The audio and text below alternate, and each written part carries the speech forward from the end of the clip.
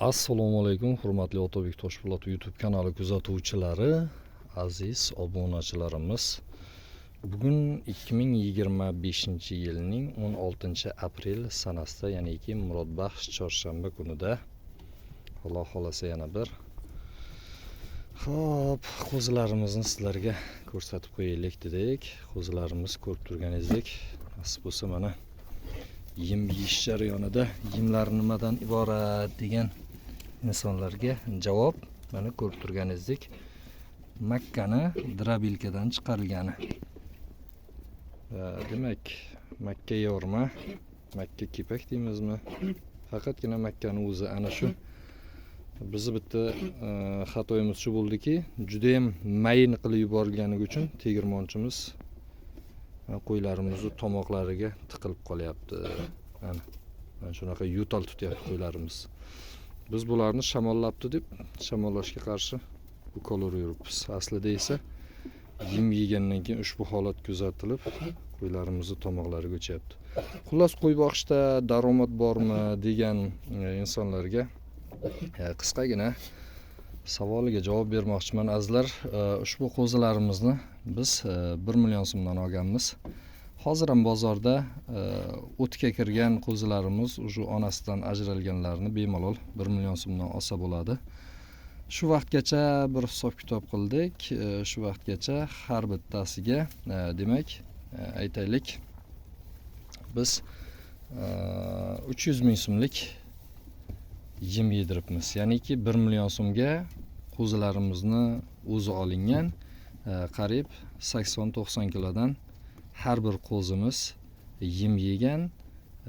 Albatta makka va aytaylik 300 ming so'm yemi 1 million so'm qo'zini o'zini narxi bo'ladigan bo'lsa 1 million 300 ming so'mdan ana shu qo'zilarimiz bizga hozirgi kunda tushib turibdi. Buni ichida mana bu kichkinagina 12-13 kilolik qo'zi ham bizga 1 million 300 mingda turibdi. Mana bu 25-26 kilolik qo'zi ham bizga 1 million 300 ming so'mda turibdi. Ana. Demak, hozirgi kunda qo'zilarni o'tgan bir 2-3 haftacha oldin bir 2-3 ta qo'zilarimizni sotib kelgandik. O'shanda bozorda demak, o'rtacha hisobda qanchadan bo'ldi? 56 ming so'mdan живой весga olyapti bozor. 56 ming so'mdan to'g'ri keldi. Ya'ni uydan o'lchab ketgandim. 110 kilogramm, 109 kilogramm chiqqandi. Xo'p, sotilish narxi esa uchalasini 6 million 150 ming so'mga sotdik. Shunda 55-56 ming so'mdan to'g'ri kelyapti. Ana endi mana bu urg'ochi qo'zilarimizni o'rtacha hozirgi kundagi go'shti aytaylik 16-17 kilogramm. Katta qo'chqor qo'zilarimiz bor mana 20 kilogrammlik. 20 kilogrammdan ziyod go'sht qiladigan mana bunaqa katta qo'chqorlarimiz ham bor. Demak, oddiy hisob-kitob qiladigan bo'lsak, azizlar, qo'y boqishda daromad bormi? Ana endi hisob-kitob qilamiz. Bu qo'ylarimizni bizga tan narxi 1 million 300 ming so'mda turibdi. Ana endi bozorda sotilish narxi esa o'rtacha 2 million so'mdan hisoblaganda ham aytaylik 6 oy vaqt mobaynida har bitta qo'zimizdan 700 ming so'm atrofida pul qolyapti. Bu degani bir oyda 100 ming so'mdan ziyod. Keling, so'mni qaysidir ma'noda hisob-kitobini sal og'irroq deydigan bo'lsak, har bir qo'ydan bir oyda dollarda hisoblaymizda, har bir qo'yimizdan bir oyda aytaylik 10 dollardan pul qoladi. Ya'ni ki shu 130-150 ming. Albatta bular arabi kichkina bo'lganligini inobatga olib, aytaylik kattaroq qo'y-qo'zi olinsa yoki sovliq olinsa, undan ham ko'proq albatta 300-400 ming so'mgacha bemalol daromad qilish mumkindir. Endi bizda qo'zilarimiz kichkinagina olingan vaqtda juda kichkinagina bo'lganligini evaziga bir oyda 10 dollardan aytaylik foyda qilyapmiz. Alloh xolasa Bu degani bizda hozircha 30 ta qo'zimiz bor edi. 30 ta qo'zidan har oyda $300 foyda degani. Bu albatta xarajatidan tashqari. Bir oyda $300 degani shu kecha kunduzda 3.900.000 so'm, 4 million so'm pul degani. Bu bir ishda ishlaydigan odamni oyligi degani bunday bo'lganda. Demak, hisoblaganimizda ko'rib turganingizdek, biz 6 oy vaqt mobaynida qo'zilarimizni boqyapmiz. 6 oyda o'rtacha $1.800 degan gap. $1.800 ga shu kecha kunduzda yana bemalol 18 ta aytaylik 20 ta qo'zi olsa bo'lar ekan. Bizda ana shunaqa gaplar. Bu degani nima mehnat, nima xarajat talab qiladi. Biz ana shunaqangi atko'rma usulida, ya'niki chekkalarni ko'rib turganingizdek, sim bilan tortib qo'yganmiz, sim tortilgan.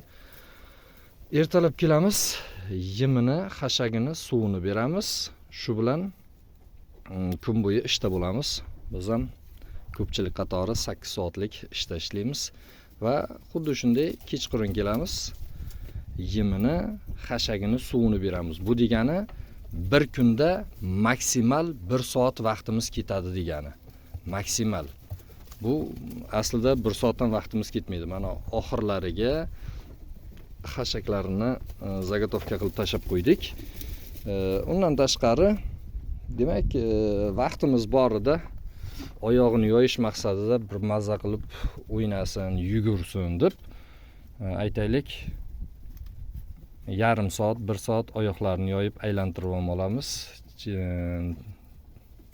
Cheli chamanlarni yedirib, tomorqamizni atrofidagi ariqlarning bo'yidagi o'tlarni yedirib, xullas qo'ylar. Keyin qo'ylarda yana bitta yaxshi jihati bor ekanki, men o'zim amin bo'lganim, qo'ylarni yungini olgandan so'ng ana shu oxirgi 1 oyning ichida juda o'zgarish sezilarli bo'ldi. Qo'ylarni yungini olganam juda katta effekt berar ekan.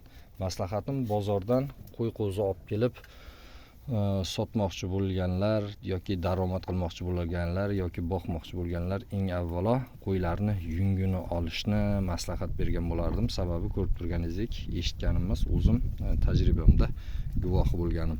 Alloh xolasa ertaga nasib bo'lsa inshaalloh 2-3 kundan keyin, ya'niki shanba kunida Karmana tumanida katta mol bozori bo'ladi. Xudo xohlasa bularni etib sotamiz. Agar kimgadir ana shunaqangi qo'zi qo'chqorlarimiz yoki aytaylik urg'ochi qo'zilarimiz kerak bo'ladigan bo'lsa, bemalol kommentariyaga yozsanglar,